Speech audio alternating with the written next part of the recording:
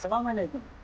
Siz haqda salomat, ya'ni Samsung avtomashinalari. Bugungi obzorimiz Intel 90 Samsung, ya'ni o'zini to'liq massasi 9,5 tonna bo'lgan va o'zini yuk ko'tarish qobiliyati 5210 kilogramm bo'lgan Samsungni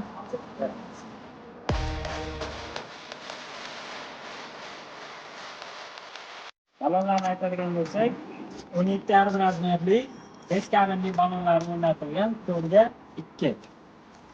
Shu bilan birga o'zining tormoz sistemasi, havo tormozi, воздушный tormoz o'rnatilgan. Shu bilan birga sizlarga asosiy qismini aytib o'taman.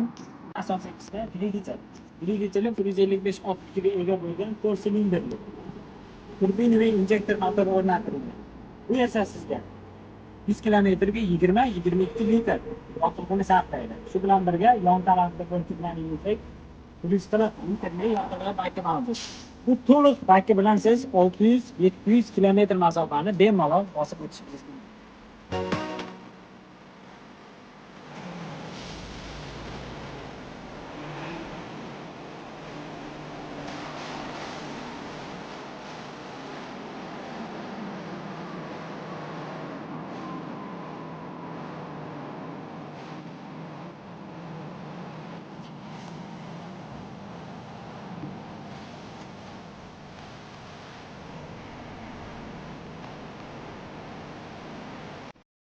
Bortimizning o'lchamlarini aytib o'taman.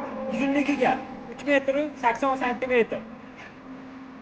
Eniga 1 metr 90 santimetr va bo'yiga yarim metrni tashkil qiladi. Modelimizning kabina qismini aytib o'taman.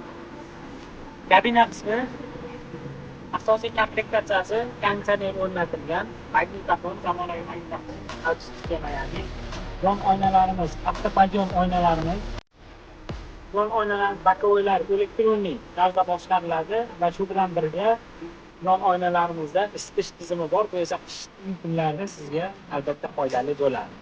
Va asosiy tormoz qismi aytib o'tganimdek, воздушный havo tormozi bilan jihozlangan va ABS sistemasi o'rnatilgan.